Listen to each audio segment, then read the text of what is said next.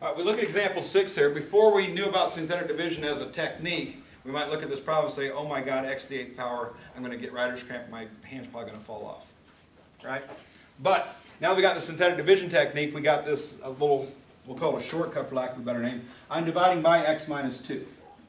Once I see I'm dividing by x plus or minus anything, I know that synthetic division will work. Notice I didn't specify to use synthetic division. Okay, I'm going to leave that up to you to recognize when you can, when you can't. All right? But as long as I'm dividing by x plus or minus, it's legal, and it will work. And notice that I gave you a ginormous box to do this in, because we're going to have a lot of numbers here, right? So I'm going to come all the way over here so I have room. What number goes in this box right here? 2. Oh, 2, sorry. Positive 2, right? Whatever makes this equal 0, 2 minus 2, so whatever that sign is, change the sign, that's what goes in that box. Now when I start writing the coefficients,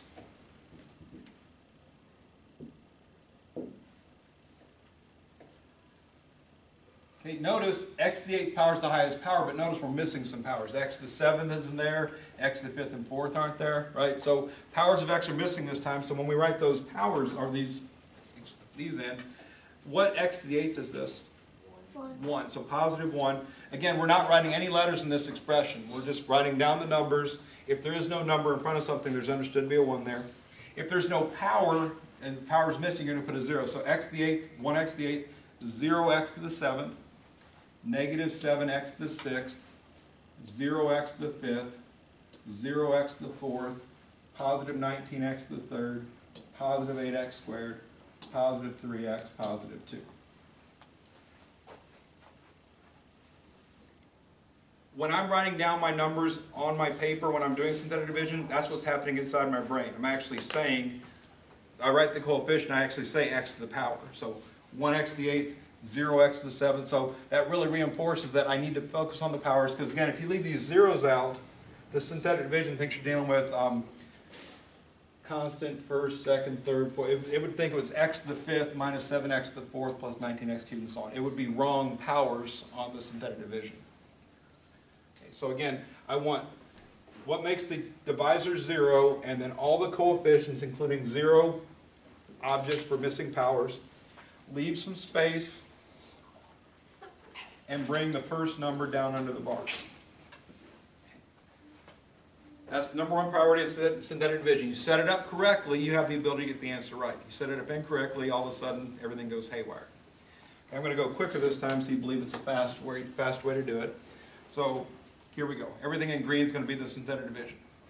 It's always multiply by this. So I always refer back to this highlight, this blue highlight. I'm going to do this. I multiply to get up. 2 times 1 is 2. I add to get down. 0 plus 2 is 2. Multiply to get up. 2 times 2 is 4. Add to get down. These signs are different. Subtract, so negative 3. 7 is bigger, so it's negative. Multiply to get up. 2 times negative 3 is negative 6. Add to get down. 0 minus 6 is negative 6. Multiply to get up. 2 times negative 6 is negative 12. Add to get down. 0 minus 12 is negative 12. Multiply by 2. Negative 12 makes negative 24 to up. 19 minus 24, signs are different. Subtract. 24 is bigger, negative. 2 times negative 5 is negative 10 to get up. Add, signs different, subtract. 10 is bigger, negative. Multiply 2 times negative 2 is negative 4, goes up. 3 minus 4, different signs, subtract. 4 is bigger, so it's negative. Multiply 2 times negative 1 is negative 2, goes up. And 2 minus 2 is 0. Okay, so that's the whole process. That's the entire division. The highest power of the dividend is 8. The highest power of my divisor is 7. So I can, again, x to the 7th, 6th, 5th, 4th, 3rd, 2nd, 1st, constant, remainder. Or I can go remainder, constant, 1st, 2nd, 3rd, 4th, 5th, 6th, 7th. However you want to do it, just make sure you apply the proper powers of x on these answers. So I have positive 1x to the 7th, plus 2x to the 6th, minus 3x to the 5th, minus 6x to the 4th, minus 12x to the 3rd, minus 5x to the 2nd, minus 2x to the 1st, minus 1. Remainder 0 means there's no remainder, so I don't have to write a remainder term on that one. So why wouldn't it be to the 8th power? Because it's the We're dividing by x to the first power, so the power drops by 1.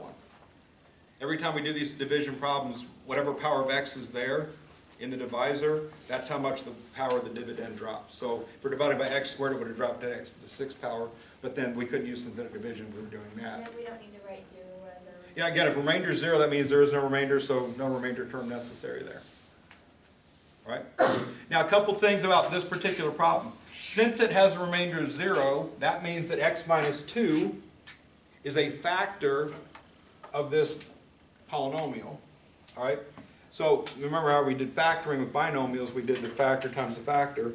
Well, theoretically, if we wanted to write factored form of this, the original problem, which is this problem here, since it divides exactly, no remainder, this whole thing I have circled in red is equivalent to x minus 2 times all that stuff.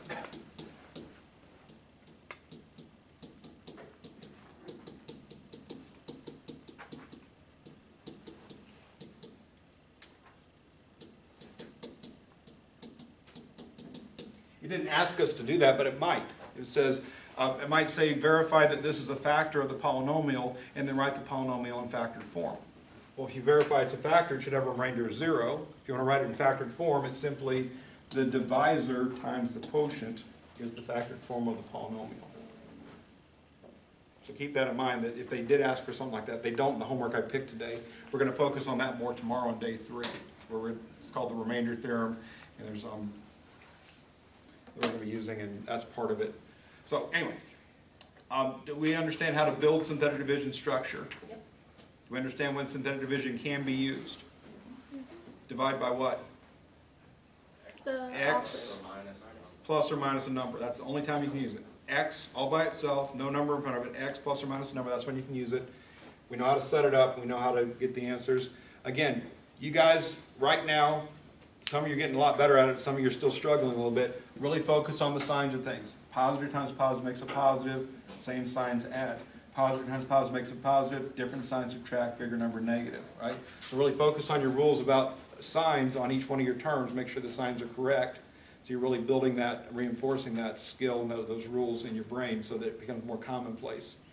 Because honestly, this problem here, if you know what you're doing, takes about a minute or less. If you're quick multiplying, and again, you know those rules really well, it's really fast to multiply and add, multiply and add, multiply and add to get all the answers and then just write the solution. So I want you to build more confidence by getting more and more right based on knowing those rules better. So that's what we're looking for.